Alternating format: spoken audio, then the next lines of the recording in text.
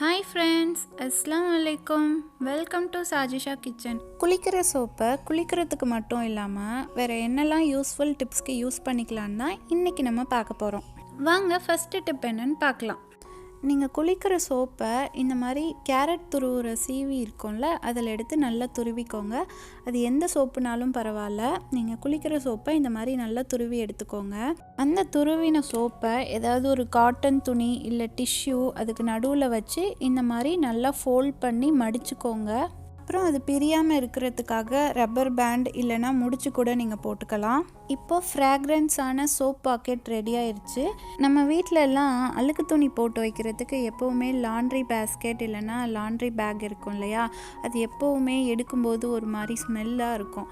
அந்த மாதிரி ஸ்மெல் வராமல் இருக்கிறதுக்கு இந்த சோப் பாக்கெட்டை அதில் போட்டு வச்சிட்டிங்கன்னா நீங்கள் எப்போ திறந்தாலும் உங்களுக்கு எந்த விதமான பேட் ஸ்மெல்லுமே வராது. அந்த சோப்போட வாசனை மட்டும்தான் வரும். அடுத்தது டிப் நம்பர் 2. இந்த சோப் பாக்கெட்டை நம்ம ட்ரெஸ் எல்லாம் மடித்து வைக்கிற கபோர்டு இல்லைன்னா பீரோவில் கூட போட்டு வச்சுக்கலாம்.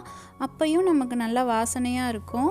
ஜென்ரலாக நம்ம எல்லார் வீட்லேயும் அந்துருண்டை போட்டு வச்சுருப்போம். அதுக்கு பதிலாக இந்த மாதிரி நம்ம சோப் பாக்கெட் கூட போட்டு வச்சுக்கலாம். இப்போது டிப்ஸ் நம்பர் 3. நம்ம வீட்டு வாஷிங் மிஷின்லாம் எப்போவுமே ஓப்பன் பண்ணும்போது ஒரு விதமான ஸ்மெல் வரும் இல்லையா, அதில் நம்ம இந்த சோப் பேக்கெட்டை போட்டு வச்சிட்டோன்னா அது எப்போவுமே அந்த சோப்போட ஃப்ராக்ரன்ஸில் நல்ல வாசனையாக இருக்கும். வாஷிங் மிஷின்லேருந்து எந்த விதமான ஸ்மெல்லும் வராது. இப்போ டிப் நம்பர் 4. நம்மளோட கிச்சன் ரேக்கில் ஷெல்ஃப்லலாம் அப்பப்போ கரப்பாம்பூச்சி பல்லி இதெல்லாம் வரும்ல, அந்த இடத்துலையும் நம்ம இந்த சோப் பேக்கெட்டை வச்சிட்டோன்னா இந்த ஸ்மெல்லுக்கு கரப்பாம்பூச்சி பல்லி இதெல்லாம் வராது. அண்டு நமக்கு ஷெல்ஃபும் நல்ல வாசனையாக இருக்கும். Tips number 5. நம்ம எப்போவுமே வெளியில் போயிட்டு வந்ததுக்கப்புறமா ஷூவை ரேக்கில் வைக்கிறதுக்கு முன்னாடி நம்ம ப்ரிப்பேர் பண்ண அந்த சோப் பேக்கெட்டை அதில் வச்சுட்டு நம்ம ரேக்கில் வச்சோன்னா நம்ம நெக்ஸ்ட் டைம் ஷூவை யூஸ் பண்ணும்போது அதில் எந்த விதமான பேட் ஸ்மெல்லுமே வராது. அடுத்தது டிப் நம்பர் 6. நம்ம புதுசாக ஏதாவது சிசர் வாங்கினோன்னா அது கட் பண்ணுறதுக்கு கொஞ்சம் ஹார்டாக இருக்கும். நம்ம ஓப்பன் க்ளோஸ் பண்ணும்போது ரொம்ப ஹார்டாக இருக்கும் நமக்கு ப்ரெஸ் பண்ணுறதுக்கு. அந்த மாதிரி டைமில் நம்ம என்ன பண்ணலான்னா, இந்த சோப் எடுத்து அதோட 2 அந்த எட்ஜஸ்லேயும் நம்ம நல்லா தேய்ச்சி விட்டுட்டு அதுக்கப்புறமா நம்ம கட் பண்ணி பார்த்தோன்னா அந்த கட் பண்ணுறதுக்கு முன்னாடி ஹார்டாக இருந்துச்சுல்ல, அந்த மாதிரி டிஃபிகல்ட்டி இல்லாமல் இப்போது நம்ம ஈஸியாக கட் பண்ணிடலாம். அடுத்தது டிப் நம்பர் 7. மழை காலத்துலலாம் பார்த்திங்கன்னா எப்போவுமே சாவி டக்குன்னு பூட்டில் போடும்போது லாக் ஆகிடாது, கொஞ்சம் ஸ்ட்ரக் ஆகும்.